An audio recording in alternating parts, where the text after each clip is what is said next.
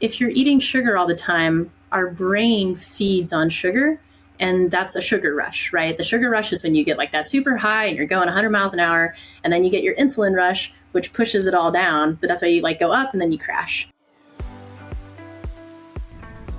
Hello everybody, and welcome to the Food Matters podcast, your home for nutrition, health and wellness education. My name is Laurentine. I am a filmmaker and a nutritionist and the founder of foodmatters.com, and I'm here to hold your hand on this journey to optimum health, transformation and emotional healing. Hello everybody, and welcome to another masterclass interview. So today we're very excited to be joined in the studio by Dr. Christine Smith. So I'll tell you guys a little bit about her and her bio, and then we'll go into some questions. So Dr. Christine Smith is a functional medicine practitioner and a doctor of chiropractic with a background in cognitive neuroscience, and she specializes in holistic injury recovery and chronic inflammation prevention to help people recover faster. She's focused her work on integrative healing and takes the premise of education rather than medication. Woohoo! I love it. So really awesome to meet you. And I hear you're based in Boulder, in Colorado. And I'd love to hear more about your practice and what you do. But first, I would like to ask, and this is probably something the audience would like to know about, how common is it for people to have unexplained pain in their bodies? Okay, good question. I'd say it's fairly common, and you could call it normal because it's common, but I don't necessarily call it functional. So if you have pain, that's your body speaking to you in some way. It's like the warning light on your dashboard, right? It's check engine, it's something's going on. Now, there's always the case where you like twist your ankle and injure yourself, and that's normal pain, but that's also your body being like, hey, stop walking on your ankle. I'm doing some construction here. Like, I need you to stop. So pain is a signal for us to check in with ourselves. That's kind of how I look at it. And then your other question was about my practice. And I get a lot of pain cases in my practice because my training, I am a chiropractor, but chiropractic training really varies state to state or country to country, state to state. So the way that I experience and look at chiropractic is it is a facilitation of your life force. And it is helping your nervous system to be balanced and for your brain to have proper communication with your body. And I looked into a ton of different degrees, and I chose chiropractic because it would allow me to touch people. And not only would it teach me what to touch, it would teach me how to touch people, which is an art form and takes a lot of practice and learning how to listen with your hands. And to me, I think touch is one of the things that's really been lost in healthcare. And so I like having that modality. But I've done tons of functional medicine training because any degree that you get is a skeleton and a basic framework of knowledge for you to build on. They really don't teach functional medicine in chiropractic school or med school or even like naturopathic school. It's like you just get a foundation to build on. And then the continuing education that I've done is where I've really gained a lot of knowledge. So my practice is, at this point, it's leaning a little bit more towards functional medicine than just chiropractic, but I kind of do a blend of everything. And, there wasn't really a degree in holistic wellness practitioner, but I just wanted to be the place that people could come kind of no matter what they had going on. And sometimes that means I'm a hub and I'm referring out to other practitioners that can better serve them in a certain area. And sometimes that means I'm doing body work, and sometimes it means I'm doing nutrition work. Sometimes it means we're running complex labs together. And chiropractors can't do that everywhere, like all countries, but in the States, it's fairly open, and it's still the same foundational physiology degree. And then it's just the after education is different. And I guess that's how I approach it. But people coming into the office often have pain because they see chiropractor. They think, oh, like my low back, oh, my ankle. But when they come in and we're talking about why they've hurt their low back for the 5th time in a row, then we get to have a whole other conversation about inflammation and metabolism and nutrition and why are they getting re-injured, which is why I kind of say I specialize in hidden injury, because people forget that when you get injured, your organs get injured too, things like your gut. And it leads to a whole host of metabolic cascades, which is what I'm sure we'll kind of talk about next, is like what contributes to the overall load on your body. Wow. I love the take that you have on healthcare when you say, pain is really, it's like the check engine light. It's your body talking and it has a voice. Can you explain a little bit more when you're in work with people, when you're in session, how you explain that in layman's terms? Because it's actually quite a new philosophy. And a lot of times when, we go to a GP or we go to our general practitioner and we ask for some help, it usually is, 15 minutes of what are your symptoms, and here's a prescription. Sure. Yeah, absolutely. So I absolutely believe that conventional medicine and prescriptions have their place and their role. I tend to advocate for the least invasive method to the most invasive method. And to me, the least invasive method is lifestyle and nutrition and giving your body the building blocks that it uses to do all of its natural processes. Like, your body has innate intelligence that it was born with. So it already knows how to do a lot of these things. And if we can just provide it with the right support, it can take care of them. And, it was interesting. So like, as an example of like my own pain that I dealt with, so I had a knee injury and I had a procedure done with regenerative medicine to avoid surgery, which was really cool. They literally used my own blood and plasma and injected it into injured tissue, and my body healed. So it's just redistributing my body's natural resources, which is really cool. And they also gave me trazodone, which is a painkiller. And, I was just curious. I was like, I just kind of want to see what happens for my body. And part of this was they also drilled a hole through my kneecap. So they literally drilled a hole through bone, which is why they gave me the trazodone. But I just wanted to see what my body would do. And as long as I sat still and I didn't try to move, it really wasn't that painful. So I never ended up taking it, because to me, pain is a signal. And it's an important signal. It's a signal of, one, don't move. Like, stop doing what you're doing. I'm in the middle of something.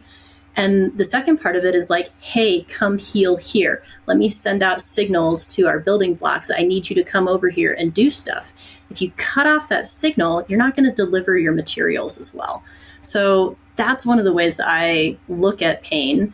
And then in the office, it's also like, well, if you've been having pain for a long time, why is my question, not just how do I make it go away, but why? Like, where's it coming from? Because that's something I should probably look into more deeply. And if it's like that dispersive body pain that's just kind of all over the place, that I'm way more suspicious of, where I'm like, I need to make sure that you don't have some kind of hidden infection or an autoimmune process going on, or that you're storing some kind of emotional trauma in your tissues that is ultimately taking a pretty drastic toll on your body, because people forget that emotions take a toll on us much like an injury does. It's the same inflammatory cascade. So it depends on what kind of pain it is. And if you ignore it for a really long time, it can actually change the way that your brain and your body perceive and receive pain. So that's an important thing to address. Wow, that's awesome, doctor. Thank you. And let's talk about inflammation. So a lot of times when you see patients and they come in with different types of pain and you consult with them, what do you tell them about inflammation? Well, they're not that separate. Pain and inflammation kind of go hand in hand. When we have increased inflammation, it is a site of cellular damage. And when we have cellular damage, our body often involves different chemicals involved in pain, things like bradykinin, which has to do with vasodilation, and substance P, which is a neuropeptide that activates your nociceptors, which is the pain pathways. So if you're dealing with inflammation, it means that your body's doing something, right? Our immune system has a couple jobs. It protects, or even how does inflammation show up in the body? Sure. A lot of ways. It's a broad question. So it can show up differently for different people. It's kind of about what your Achilles heel is. And sometimes it can show up in your skin. So like a rash is inflammation. Sometimes it can show up if you're swollen, or you get like the puffiness under your eyes, like that's inflammation, that's swelling, you're retaining water. It can show up in your GI tract when you just kind of have like an upset stomach. It can show up in your brain when you have things like depression and anxiety and things like that. It can show up as brain fog. It can show up as a ton of different symptoms. So it really just depends on the person, but that's like a general list that I look out for. And if anybody, and so the things that we think of as classic that people just kind of write off, like headaches and joint pain and stomach pain, right? They're like, oh, whatever, I have a stomach ache. Oh, I get headaches 3 times a week. I'm like, you shouldn't get headaches 3 times a week. That's not a normal thing. We need to find out why you're having headaches. Like something is off. That's your body speaking to you. Yes. Okay. And so then you work with them in regards to, okay, so this pain, this inflammation, where could it be coming from? What's the root cause? And then you go into different ways. And I'm sure that you also are able to address the nutrition aspect of it. And how do you go there in regards to working with your patients? Yeah, sure. So one of the things I do when you come into my office is I have a very long intake form. Probably takes you about 30 minutes to complete. But I have people do it because it makes our appointments so much more productive. Instead of me sitting there like asking what you eat for breakfast, I'm asking relevant questions like, hey, will you tell me about this fall that you had when you're 17 where you like bashed in your face that no one else has probably asked you about? Or can you tell me about the 9 courses of antibiotics that you've been on that are written down here that no one's asked you about? So those little questions, they all add up, right? So it's like I'll start seeing that. I'll see a history of injuries, and then I'll see a history of, different, and not to say pharmaceuticals are bad, but it's just they have effects on your body. So common thing I'll see in women, right, is like a series of birth control, and then a series of antidepressants, and then issues with their gut, and then a stressful time, and then all of a sudden they're dealing with some weird autoimmune symptoms. And like that can go for men too, although they don't have to deal with the birth control thing. But a lot of people forget that birth control induces leaky gut, and it can create gut permeability because you're taking exogenous hormones, and it also affects your blood and a lot of other things. So if you start getting leaky gut, then you start creating these weird inflammatory responses to like little food particles that might leak through.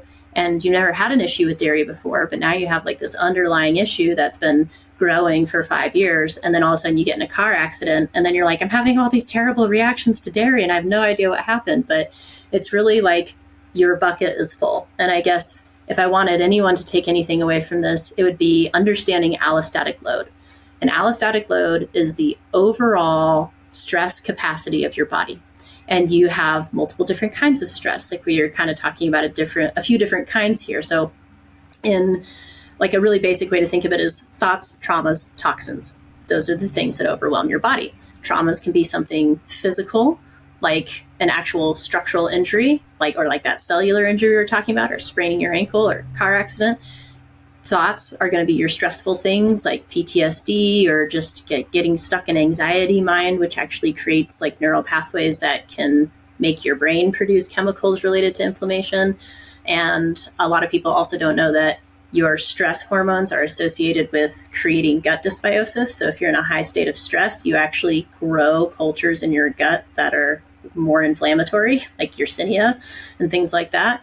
And then toxins is going to be environmental exposures like mold or environmental pollutants or other things like that. So all of those things contribute to pain, because pain is kind of like the how close are you to the top of your bucket before it spills over the edge.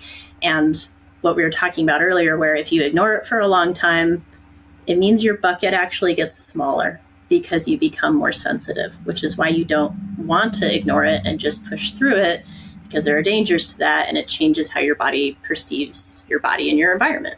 That's so amazing. I love how when you're seeing people in a chiropractic environment, that you can also go into nutritional advice, because that doesn't normally happen. So in that respect, because you're looking at an overall picture, right? You're seeing this person coming in with pain, an injury, but really that's like the top of the bucket where the body was already at tilt overload.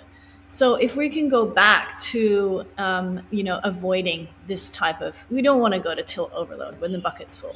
Like, how would you address this with a person, for example, if they're starting to get the niggling headaches or they're starting to get the gut issues? What types of foods would you say, hey, let's just try more of these and less of these, so that they don't get any of these overloading buckets? Sure.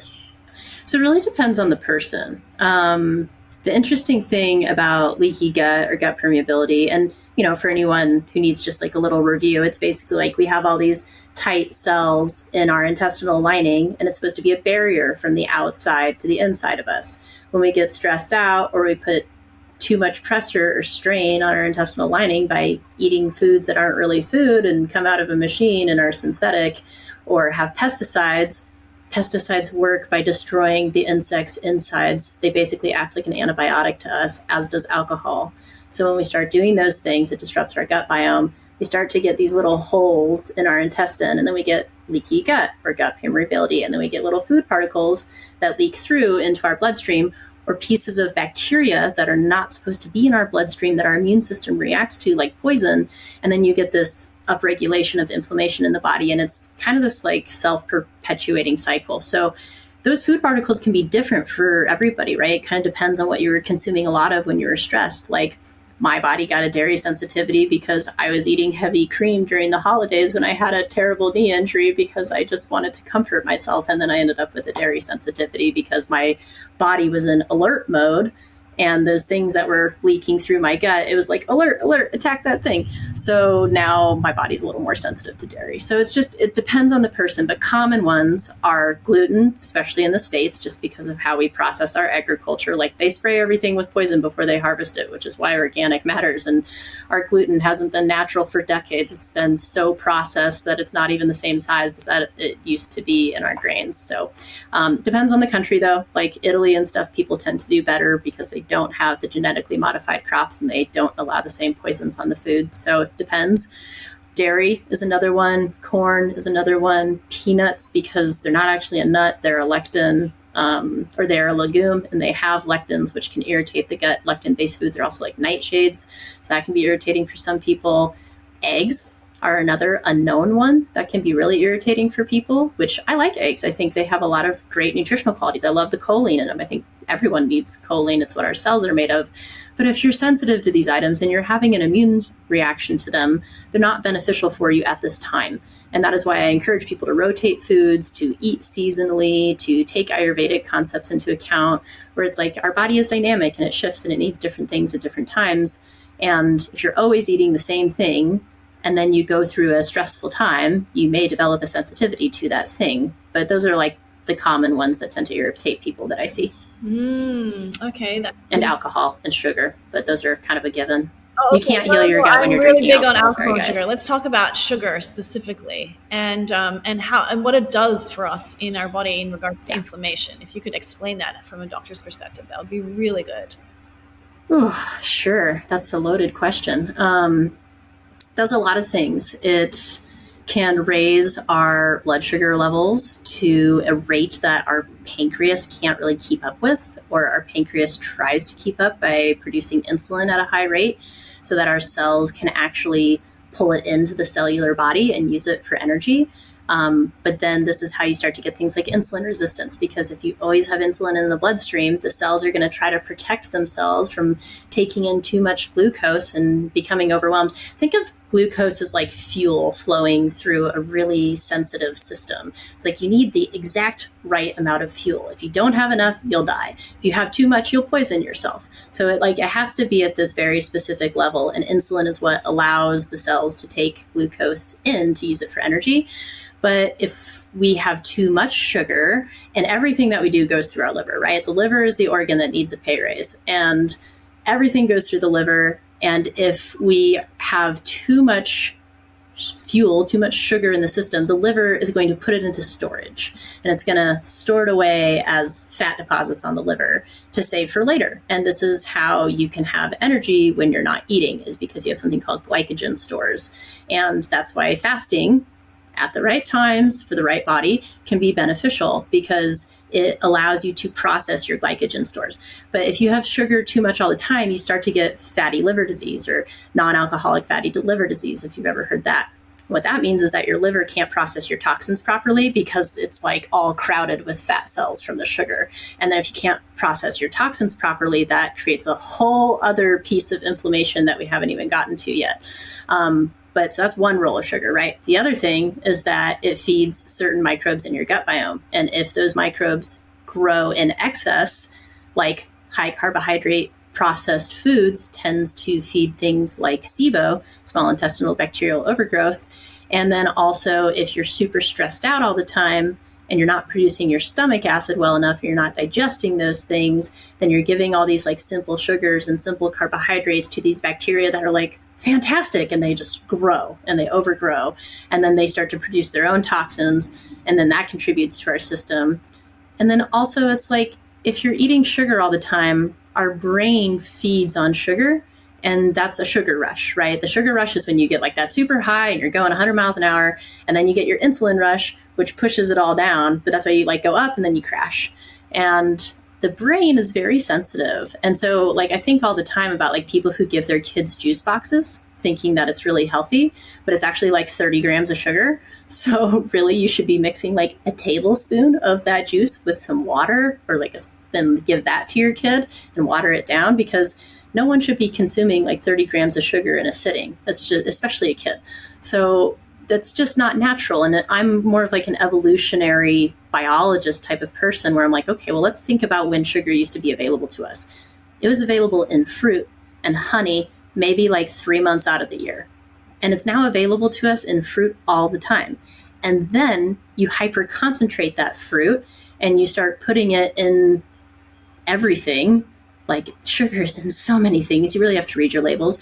And the other thing that we've started doing is we've made high fructose corn syrup, which is a different version of sugar. It's fructose instead of glucose, which we can process both, but fructose goes through a different pathway in the liver and really puts pressure on the liver in that whole like non-alcoholic fatty liver disease thing.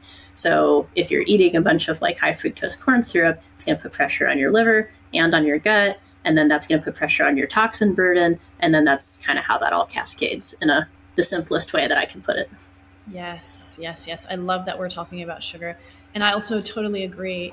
There's a lot of times where I find it really hard to imagine that, obviously when you say, eat your fruits to your kids, they're like, yeah, that's good. It's healthy for me. But there is a lot of concentrated fruit and fruit sugars in just even eating a lot of fruits, or, not balancing them out with other things. Like, for example, my kids go to school and then they have what's called a fruit break. And yes, it's great. Obviously, I'm not saying there's anything wrong with fruits, but, a lot of times you're not allowed to have nuts in schools because, the allergy issues. So these kids are eating a lot of fruit, high concentrated fruit. And then they're wondering why they're not concentrating in the next lesson. And really what we're doing is we're just, spiking the blood sugars, and then wondering, why is there so many kids just going mayhem right now? So could you tell us a little bit more about, like, I really am a big believer in like looking at our balanced blood sugar levels. Could you share how we could do that to balance that out a bit more? Yeah. So my favorite thing is protein, right? Like, protein and fat are going to be some of the most sustainable blood sugar things that you can have, which is why I like nuts. I know that there's like nut allergies, although most kids are allergic to peanuts, which aren't a nut, by the way. So just interesting tidbit there.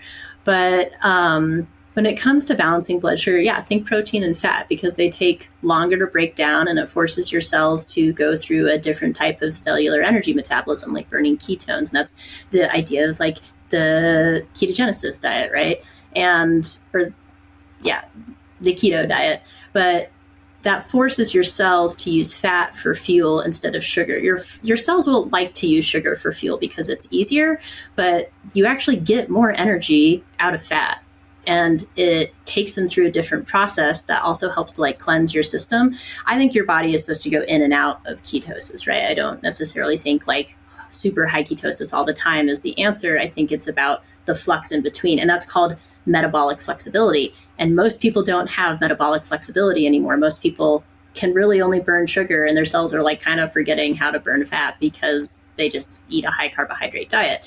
Protein breaks down into sugar, but it takes longer and it goes through cellular processes. So it's kind of like it's the concept of like, if you don't use it, you lose it. Like, you got to keep your body balanced so it can kind of use all of its systems rather than like pushing towards one or the other. But I am an advocate of breakfast. Like, I know a lot of people like the intermittent fasting thing and they skip breakfast and they eat dinner. I think breakfast is an important meal because of how it sets your hormones and it regulates your cortisol, which is also a big player in your blood sugar. So if you don't eat breakfast and you eat coffee, you basically just slammed your foot down on your adrenals and the gas in your car. And then you're going to be like kind of running on fumes all day and then have a crash in the afternoon and wonder why. And, some people have mastered their intermittent fasting and it works for them, which is why I'm like, everybody's different. You have to do what works for you.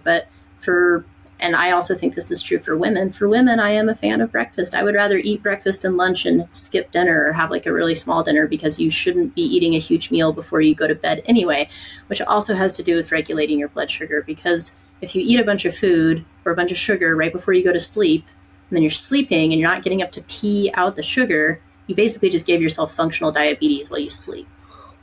And you develop insulin resistance if you do that every night of your life for decades. And that's why they say, like, you really shouldn't eat like preferably 2 to 4 hours before you go to sleep, which almost nobody does. So if you are going to like have that snack at night, I'm like, well, go for some fat, like have some fat instead of something processed carbohydrate, because then you'll at least not be processing it in the same way with having that high level of blood sugar. But yeah, so I guess fat and protein are my best answers for that. And, if you are going to do carbs, I like healthy carbohydrates like vegetables. And I do like fruit. I just prefer like low glycemic fruit if you're going to do it a lot. And then things like that are higher glycemic, like mangoes, should be a special treat. Just kind of keep in mind that there's different sugar levels. And can you tell us a little bit more about symptoms? Like, for example, and I was not the only one, I was experiencing about 3 years ago after just like when you give birth and you have a child and they're little ones, and sometimes you feel out of sorts. And in the morning, I think I was experiencing hypoglycemia at the time. But yeah, I was very shaky and really like agitated, high anxiety, trembling, really couldn't handle too much, and hangry all the time. And I see this as well a lot of in our Food Matters community, where people are addressing these as issues that they are going through. Now, what would be the best thing? Because you wake up with this. It's not like, hang on a minute, I ate something and these are my symptoms. What if you wake up with these type of symptoms? What would that be an indication of? And what could you do about that? Sure. So that means that your adrenals are tired and they're not regulating your blood sugar well while you sleep. Especially if you especially if you wake up like really early in the morning and you're like rearing to go and you're like, why did I just wake up at 3 a.m. and I'm like ready to get out of bed? That was a cortisol surge. That was your adrenals trying to level out your blood sugar, and it means that your circadian rhythm is off. So there's a number of things that need to be addressed there, right? Like I can say like, yeah, eat some turkey before bedtime so you get some protein and a little bit of tryptophan, and like having something like that before bed to regulate your blood sugar is really different than having a gigantic like steak meal with a bunch of like butter and things like that. So, there's a compromise and a balance, but and especially after pregnancy is like this whole gigantic shift for your body on the immune system and on your hormones and on your adrenals. And like, you just created a whole other being and transported them from one realm into this realm. And then you're giving them all of your nutrients through breastfeeding, and you lost a bunch of nutrients during birth. And that was an injury to your body. Like you just went through an injury and you're healing. So your body is putting its resources towards a lot of things. Like I was talking with a psychiatrist who was trained in India recently, and we were talking about the difference in postnatal practices in the different countries. And in India, she's like, I wasn't even allowed to touch cold water. And like, people were helping me. We get a massage every week. And I was like, that's a much better postnatal protocol than we have here. And, in the States, at least, like a lot of the times it's like your whole care team just like vanishes. And then they're just like, here's your kid. Okay, bye. And it's really lonely and nobody talks about it. And there's a lot of weird shame wrapped up in it, which there shouldn't be, because your hormones are like figuring stuff out again, which means your neurotransmitters are figuring stuff out again. So your body's going through a lot and kind of trying to sort through things. So one, just like be kind to yourself, but two, just know it might mean rest and slow down and maybe ask for some help from your practitioner about how to support your adrenals. And, adrenals are supported by a variety of things, but like rest and recovery is the major one.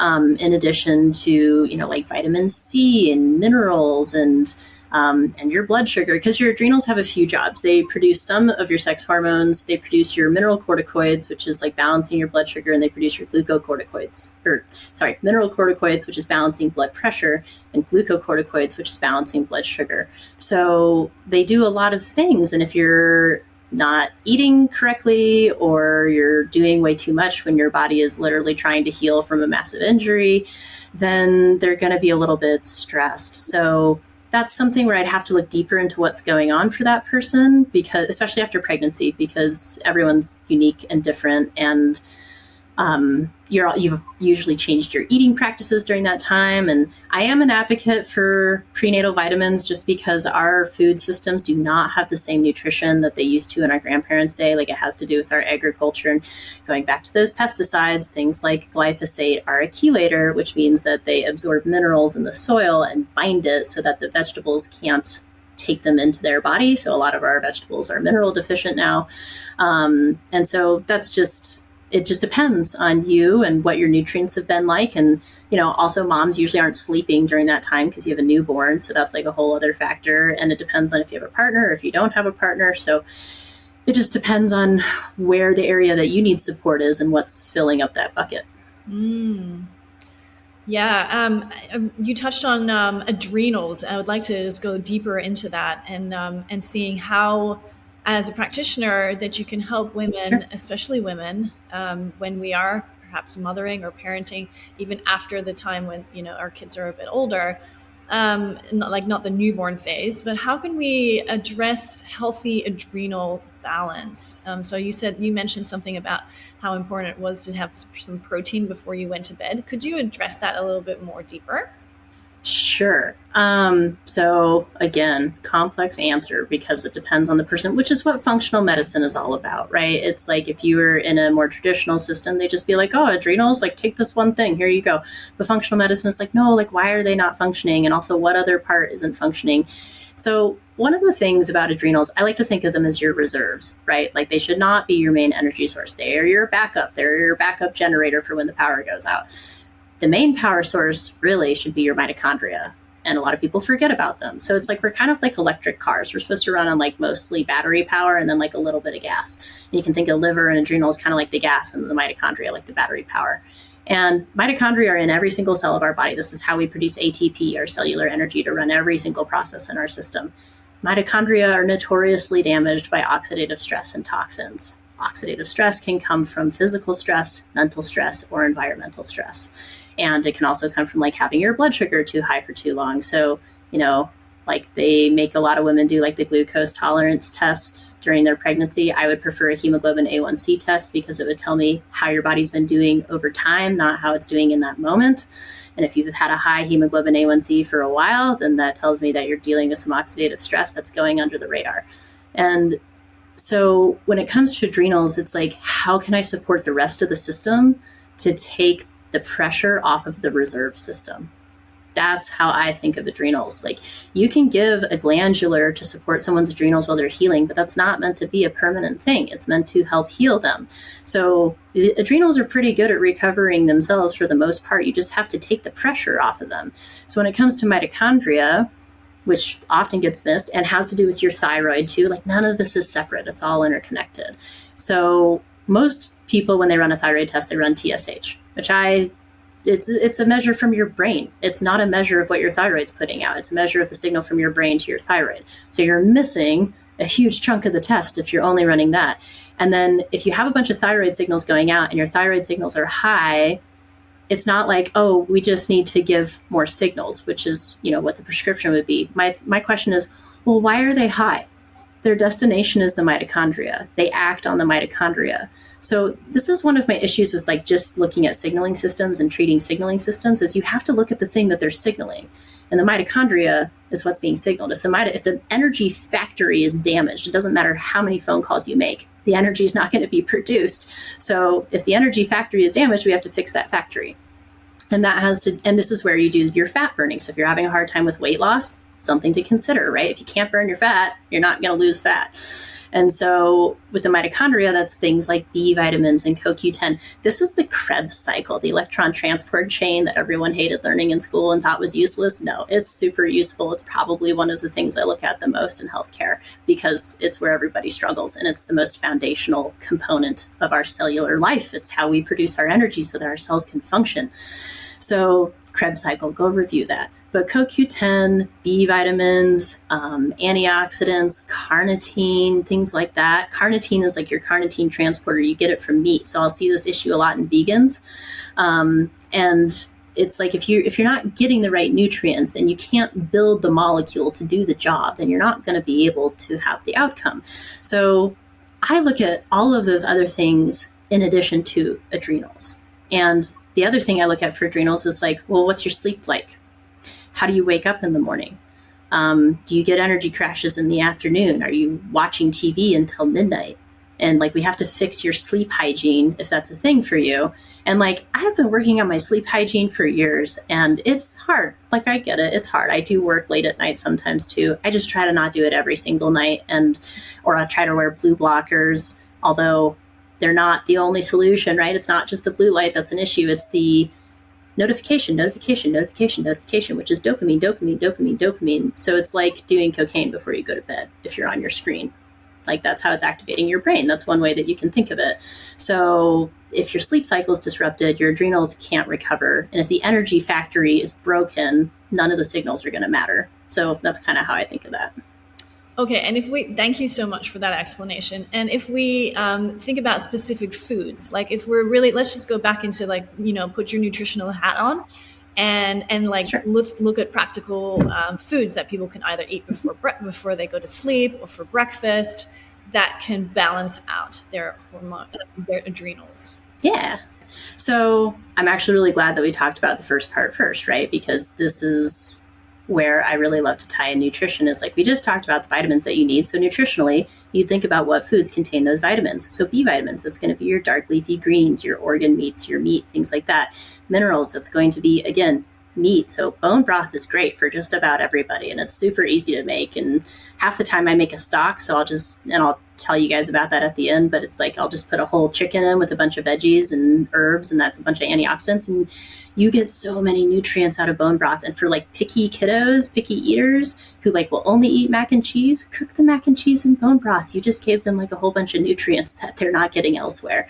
Organ meat is one of the most nutrient dense things on the planet. It's going to have all the minerals and the B vitamins and everything. That's why the carnivore diet works for some people, and it can work for really sensitive people. It's like, if you have someone with a messed up gut, they're not going to be able to handle vegetable roughage, and sometimes they're going to need the carnivore diet because it's one of the most nutrient dense diets in the world.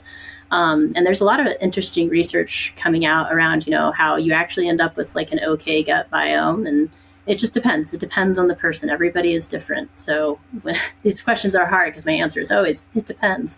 But, other foods, so that's the B vitamins and the carnitine that we're talking about. CoQ10 is found in heart meat because it's really prevalent in the heart. So that is why organ meat matters. Nobody really wants to eat heart these days. So that's why I like to make the bone broth with all the organs in it. Or you can get like the ground meat that has like liver and heart in it, and you can get organ meat benefits from that. And then for the adrenals themselves, again, organ meat. It's like, whatever organ you want to support, eat that organ. If you want to support muscle, eat muscle. If you want to support bone, drink some bone broth, like get as much as you can out of the bone, eat bone marrow. If you want to support the heart, eat heart. So that's one way to think of it. And then, your fruits and stuff, they have a lot of great vitamins too, but I think of them as antioxidant sources. So I really like berries and things like blueberries for when you're trying to protect the body, right? Like the fruit produces that pigment to protect itself from the sun. So you would get the same benefit from that polyphenol. So I think of those like colorful things as like protection and inflammatory mediators and things like that. And then things like meat as like your fundamental building blocks. And then things like vegetables as transport for minerals and also clearing debris from the system. That's one of the important things about fibers. It's like a toxin binder, and it pulls excess hormones, and it pulls toxins, and it pulls debris out, and it feeds your microbiome. So I know that's kind of like a different way of looking at things, but I'd rather teach people how to think of these things like categorically and understand them that way, so that you can think about what state your body is in, where you're like, I am feeling puffy and bloated after drinking a bunch of alcohol at this holiday gathering. I should probably focus on my vegetables tomorrow, and maybe some protein, because it has B vitamins in it, which also helps my liver to detoxify and things like that. And the reason I'm listing all of these for the adrenals is because it's like they all help. Like I can say, like, take a big dose of vitamin C to support your adrenals, but we all know that's only one piece of the picture. It's about supporting your whole system and figuring out what phase your system is in and what thing it needs for support at that time. So it's like we oscillate and we go through different phases in our life, which is why, like, when you're under the weather, getting some extra minerals and some extra vitamin D, usually from an animal source, sometimes from another source, but that's animal source is the easiest one, or laying out in the sun with your shirt off for 15 minutes, which most people don't do. That's why those things can be helpful when you're sick, is because your immune system uses minerals in its process. And if you're really tired and you're struggling with fatigue, B vitamins can be important. But if you're taking B vitamins and you're having detox symptoms, can mean that your body's not in that phase yet. It's in a phase where you have to figure out what's inflaming you, and maybe you have like a mold exposure that you need to take care of before you push your detox systems, and that's why you don't have energy, is your body is like using your energy for something else.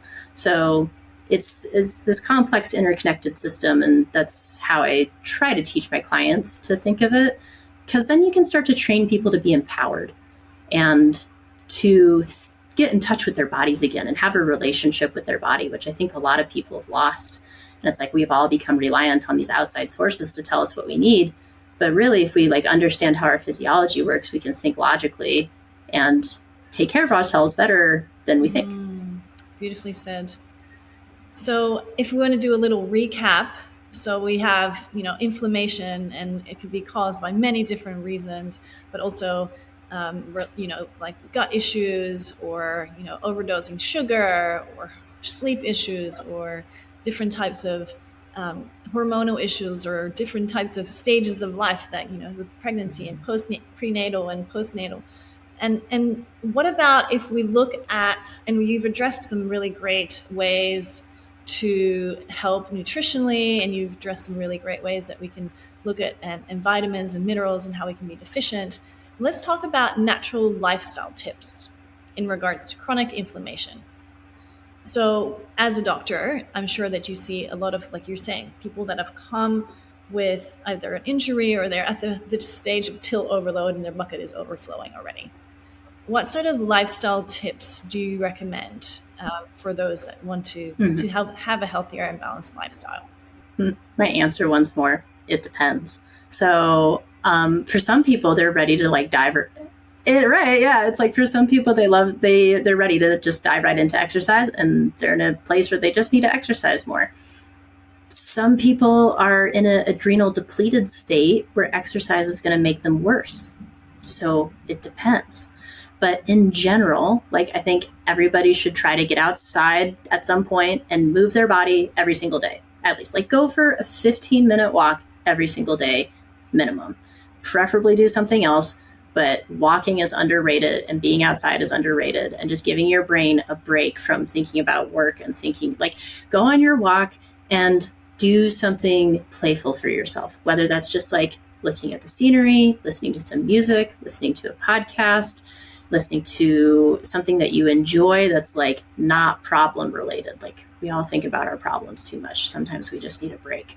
And what I just said, like, give yourself a break from thinking about all your problems. This is essentially what meditation and mindfulness is. It's being present in the moment and forgetting about the past and not worrying about the future and letting yourself just be a human for a second. And that is the beauty of it. Like, meditation and mindfulness are an opportunity for your body to feel safe. If you're thinking about issues that have happened in the past, or you're worrying about issues in the future, your body is in a perpetual state of running from a tiger. If you do that for 50 years, your body is going to break down, because when you're in the running from the tiger state, that's a catabolic state. It means a breakdown state, versus when you're like resting on a beach or your adrenals are in a healthy place, you're in an anabolic state, which is a building state. So if you're constantly in a stressed out, worrying about the future, worrying about the past, catabolic sympathetic state, your body's just going to continue breaking down over time, and it's never going to have enough time to rebuild to get in front of the breakdown. So it's kind of that like one step forward, two steps back issue. So meditation, mindfulness, those are way more important than people give them credit for. And it doesn't have to be like sitting cross-legged like a monk. Like, you can just go outside on a walk and not think about your problems and listen to music, or you can read a book, or you can take a bath, or you can play with your kids, or you can play with your dog, or you can call a friend you haven't talked to in a while and like just shoot it with them, or you can paint or draw, or just, whatever feels soothing for you. And one of the questions on my forum is like, what do you do for fun and how do you express your creativity? And more people than you would realize, right, I don't know. So like, we've all just gotten addicted to work because that's what society says is productive, and they don't even know what makes them feel fun and creative anymore. So explore that for yourself if that's your answer. If you don't know, I think it's important. Sleep hygiene that we were talking about, like preferably trying to go and sleep the same hours each night just so that your body can find its rhythm. Another simple thing that you can do for your cortisol rhythm is evening and morning light. So if you get up in the morning and you just go for that 15-minute walk first thing, and you look at the sky as it's starting to light up from the sun, and you get that bright sun exposure to your eyes, starts to shift your cortisol, and you go on your walk, you get your metabolism moving, preferably come back and maybe eat some protein just to get your metabolism on the right page for the day. Because if you eat carbohydrates first, if you eat like cereal first thing in the morning, you're going to set your body on that sugar crashing pathway we talked about. If you eat something like protein and fat in the morning, you're going to turn on a different metabolic cycle. And so I like to advocate for people going for a walk, getting some bright sunlight, drinking a huge glass of water, eating food. And if you're a coffee drinker, then you can have coffee. Like, drink your water, eat your food before you have your coffee, because otherwise you just like push your adrenals really hard for the day, especially if you're a multiple cups of coffee type drinker. Like, get your other metabolism on before you put on the reserves, which is what coffee does. It slams its foot on the reserves. And, and just, movement. We talked about that. Breathing. Like, breathing is like, these are just fundamental things that people forget to do. Most people these days, they have what I call paradoxical breathing, and it's using your neck muscles to breathe instead of using your diaphragm to breathe. And some people have forgotten how to use their diaphragm, and they can only breathe with their neck muscles. And I run into these patients and I have to teach them how to breathe again. And, if you do meditation, then you're getting like multiple things at once, right? You're getting some breath work in there, you're getting the calming effect. So that's like a nice thing to do. But those are just some of the fundamentals. And then, interacting with some other kind of living creature. Like, we're social creatures. So just having some kind of interaction for your day, I think, is also helpful for your brain, especially if you're in like an injured state. I know it's really, or you're ill. I know it's really easy to retreat and not want to interact with anybody. But even if it's just like finding online support group, like if you can't leave your house, like doing some kind of like online group where you're learning together so that you have some kind of social interaction. In person is different and better because there's something with our biofields that you just cannot replace on an electronic device, where you're sharing a biofield with another human. But yeah, I think all of those are like pretty fundamental things. So like, breathe, drink water, move, sleep, and get interaction with other people or creatures of some sort. That's so beautiful. I do agree. And I see that as well in my own practice and my patients, where, we're seeing an epidemic of loneliness, especially after COVID. And we're still seeing the effects of people, isolating themselves, and with what you're going through with a lot of people that are injured, they can't really get out. And we're seeing that people are then either turning inwards, and they're, which is good, obviously, the meditation and being in solitude, but then it also can also lead to the effects of depression and anxiety from, being in fear of crowds. All of a sudden I'm back in the world and I don't feel comfortable around other people. And I love what you're saying, get amongst it, and then, do things that make you feel happy and bring joy to your life, and do pottery or music or things that made you feel good as a child. So yeah, let's focus a little bit on, as our last question, things that we can do when we are in an injured state, like you're dealing with a lot of people with chronic injuries. and people that are feeling pain and they can't feel like they are ever going to get out of this? How do they change their mental mindset to realize, hey, hang on, I can heal my spinal issues, or I can heal this injury? And I'd love you to touch on what the things that you say to them in that respect. Sure. That's a very good question. Well, I'll use this statement as like a transition from our last thing into this one, because I think it applies to both. And if there's one thing that I have learned, and like an epiphany that I came across in my own healing journey, it's that your healing has a lot less to do with your story than you think, and a lot more to do with everything that your story made you forget, which is like how to be joyful and how to enjoy your life and how to enjoy the small moments. Because a lot of people will get hung up on trying to figure out their diagnosis, or trying to figure out what's wrong with them, or trying to unpack all their trauma. And like, yes, that has a place, but also it's like, what did your trauma make you forget? And it's usually like how to enjoy your life without worrying about your back pain. So focusing on those and learning how to remember those things is really hard, but I think it's probably the most important part of healing.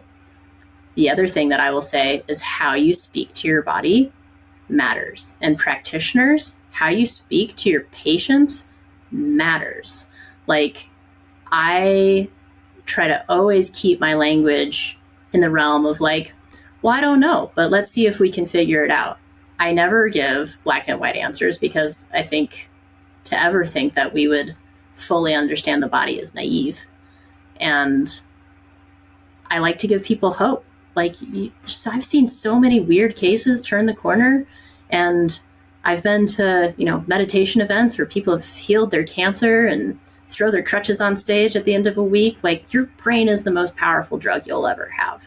And so I think how you speak to people and how you speak to your cells matters. So I used to say like my bad knee, my injured knee. And I'd say, like, people will say to my office, and I go, oh, you mean your knee that needs more love?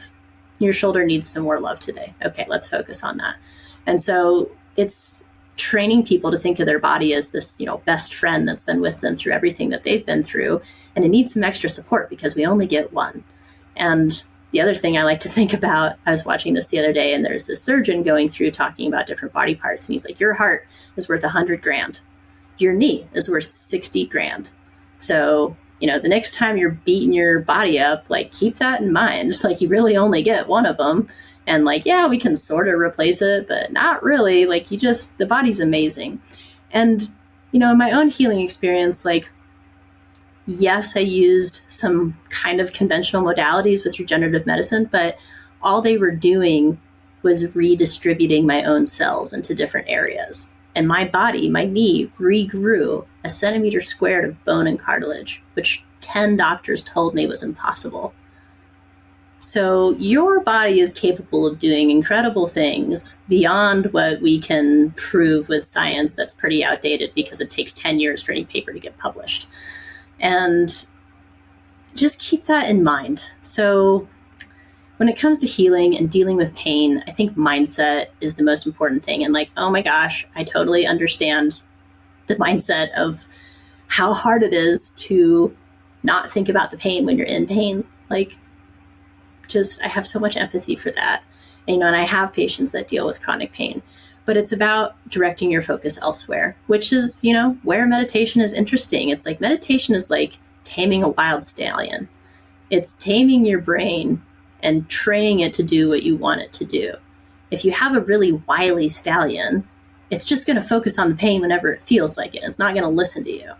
Versus if you start using meditation as exercise for your brain so that you can place your focus where you want it to be, then like, yeah, that pain will pop up, but let me come back and focus on my daughter's birthday party. Oh, that pain will come up. Let me come back and focus on my daughter's birthday party. And you do that like 100 different times, but that is meditation. Like, you're in it. You're in that moment. You're doing it. Like, when you realize that you have lost focus on the thing that you want to have focus on, and you've become aware of it, and then you shift back to what you want, that in itself is meditation. It doesn't have to be sitting still on a pillow. It is intentional focus.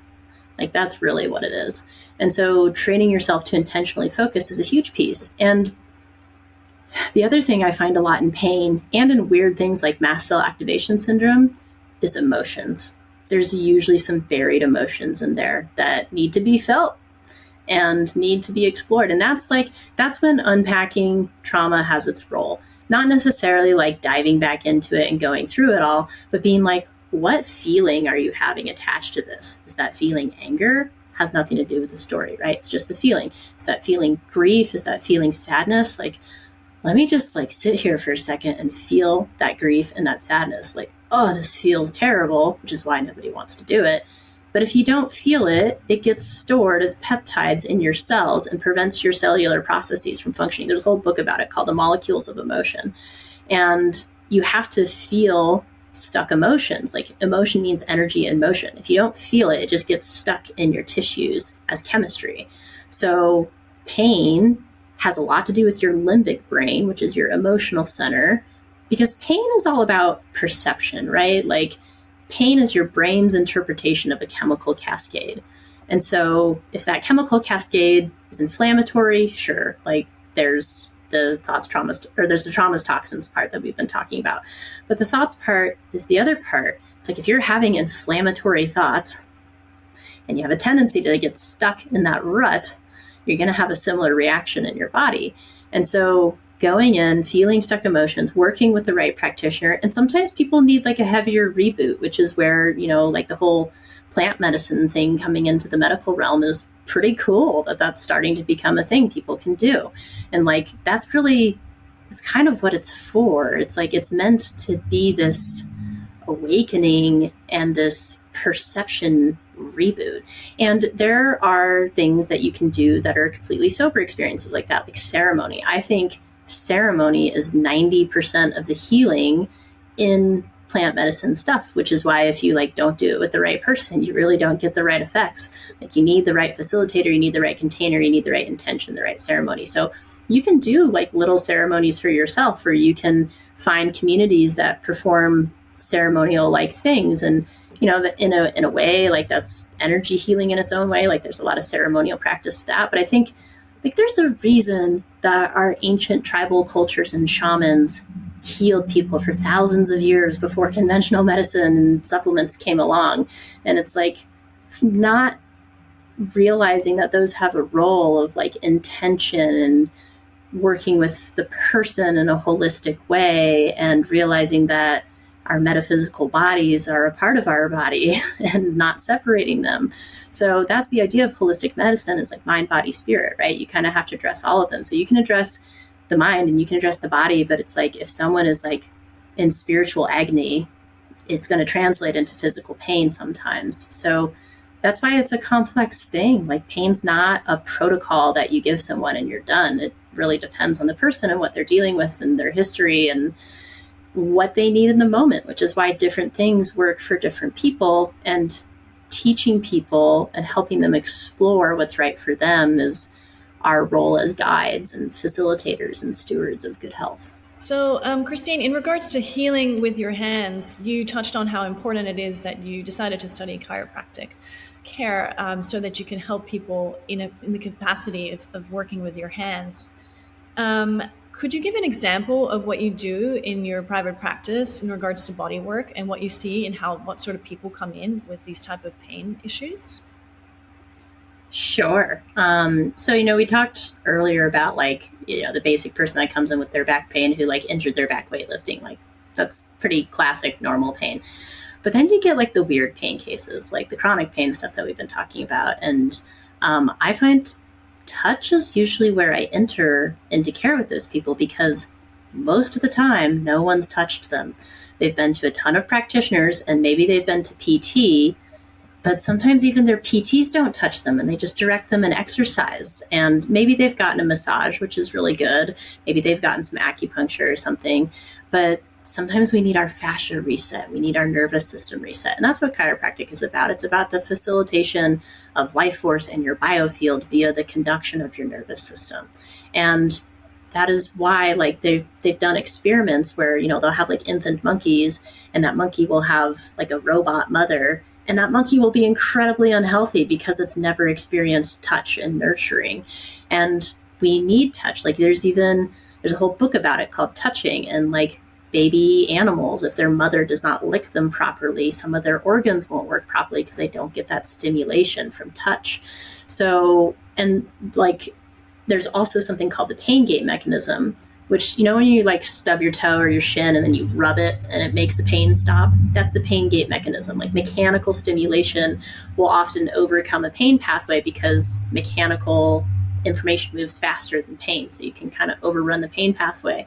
And I can't tell you how many clients I've had come in where, like, I have a patient who's an amputee, lost his leg, and he has been struggling with chronic pain for a really long time, had revision surgeries, has been on all the drugs. And he came in and I asked him if anyone had touched his leg, and he said no, which blew my mind. So we started with touching his amputated leg to retrain his brain on the sensation there. And he's had improvement. Now we're also working on other things because he is one of the examples of chronification where it's like he had so much pain for a really long time. And it was like emotional, right? Because he woke up from this accident and didn't remember what had happened and had a brain injury and lost his leg and like woke up to this. So there's a whole bunch of emotion stuff there. So we're working on a lot of layers, but touch is where we started. And like, I'm working with the fascia, I'm unwinding scar tissue. And for him, we're doing a couple different things. I also do dry needling. I'll use it to break up scar tissue, especially around old injuries, which I find gets missed a ton. Because it's like, if you have scar tissue that's pulling on something in a weird way, you can strengthen the other muscle as much as you want, but that scar tissue needs to be broken apart. And then you'll also get the people who are stuck in fight or flight. So like if that person comes into your office and they're like talking too loud, or they can't really take a social cue, or they're like laughing about their trauma, and then they're sitting there telling you about the last 7 years of their trauma, and they have like no emotions attached to it, or they're having an inappropriate emotion attached to it, they've disconnected from their body as a protective mechanism. Or like I've had a gal come in and she was struggling with weight issues, and she was like the calmest, chillest, most collected patient I've ever talked to. And then she was sitting there telling me about all this crazy trauma that she'd been through, and she just had like no affect the entire time. And it's because she was completely disconnected from her system as a form of safety. And those people, it's not going to matter the nutrition that you give them because they can't absorb it. If your body is in a fight or flight state and running away from the tiger, it can't absorb nutrients. So those cases where you're like, I'm doing all the right things, like, why is this not working? They might be stuck in fight or flight. And this is where touch is really important, because sometimes you can get yourself out of it. But if you're in a state where you feel really unsafe and you like don't trust anything, it's pretty hard to get yourself out of it. You can do things like vagal toning, which is like humming, singing. That's why like a warm bath feels good, right? It like stimulates your vagus system and helps you relax. And water is underestimated in its healing properties because it's a conductor. So it's like if you're doing a water with salts and it's conducting your own biofield, that is healing in its own way. And then if you meditate in that water, which conducts your biofield further, you're basically just like sending this healing current through your body. But for that patient that I was talking about with her, we just started with touch. And like I do it in a couple different ways. It really depends on the patient. Like if someone comes in like her or comes in with adrenal fatigue, I'm not gonna, like people think of chiropractic and they think of cracking. I'm not gonna crack that patient, because if they have adrenal fatigue, their ligaments can't handle the cracking. It's actually going to stress their body out more to stretch their ligaments in that way. So for them, I'll do like really old school ways of adjusting where it's like I'm doing slow movements and I'm doing just kind of gentle things to get movement in, to get the sensation there without necessarily cracking. But I do this other technique called the associative awareness technique, which is like a PT technique for rebooting the brainstem, because I think the brainstem gets missed a lot, and it's all touch based, and it's using touch to stimulate the brain in a way where it calms the neocortex and calms the limbic system. And then it's like it puts you into almost like a meditative sleep state, and you're just kind of existing in this place where you're aware, but you're not quite awake, but you're not quite asleep. So it's like inducing meditation for someone. And it's kind of like rebooting a computer. So that's what I used for the patient who had like no affect. We did 3 of those appointments, and then we started working on nutrition. And then I got her involved with a counselor, and she's doing amazing. And she's lost almost 100 pounds, and she's like happy and enjoying her life. But we had to start with the thing that had been missed by everybody else, because the other thing where it's like, it's so important what you say to your patients, her other doctors had told her that she was lying about her food and her weight. She was not lying. She was in a fight or flight state, and everybody had missed that. So that's why I think touch is an essential part of healing, or at least stimulating the same pathways that would be stimulated by touch. So that's where like the vagus nerve comes in, and understanding polyvagal theory and things like that. Oh, I loved this interview so much as well, especially the last bit where you're touching on that we are so powerful and our brains are so powerful and our body has such amazing capabilities. So yeah, I think people are going to absolutely love this masterclass. I'm talking for the rest of the Food Matters audience here when I say thank you so much for this amazing time together and being able to address all of, I mean, like you said, it's very specific to the person. So you're able to address these as somewhat of a one size fits all, but I know how important it is to really look holistically at the individual and really treat people where they are at in their life and their stages of life and what current situations that they're in. So thank you so much for answering all these questions on behalf of the whole Food Matters audience. Plus, how can we get in touch with you? How can we learn a bit more about your work? What is your website and what sort of offers do you have? Please tell us. Yeah, absolutely. Well, and thank you for inviting me. I love what you guys are doing, so it's really fun to get to support. If you guys want to learn anything more, my website is Depth Wellness, DEPTH, wellness.com, and that's a really good place to find everything else.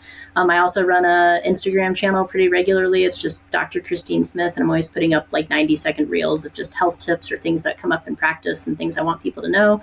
And then I have longer interviews that I'll do with other practitioners on there. So if you really kind of want to take a deeper dive into the physiology and chemistry of health, that's what I really try to focus on with those, because health is complex and we are beautifully complex beings. And that's why you kind of have to address it from all angles. Like the other thing we didn't talk about is body work. So I'm a huge fan of body work, and I think it's amazing for pain because your touch pathway will always override your pain pathway. It's called the pain gate mechanism. But yeah, just physical, mental, chemical, environmental. That's a really good summary of how we can think about these things. And the things that we listed earlier, just movement, sleep, breath, water, like all the things conducive to life and taking time to be happy again. That Depth Wellness is a great place to learn. And that also translates to my YouTube, and feel free to reach out anytime. Amazing. Thank you so much again, Christine. And thank you for your wisdom that you were able to share with us today. And we hope to learn more from you in the future. So yes, thank you everyone for listening. I really enjoyed that talk. I hope you did too. And there will be more of these on the Food Matters podcast. So head to foodmatters.com and see you again.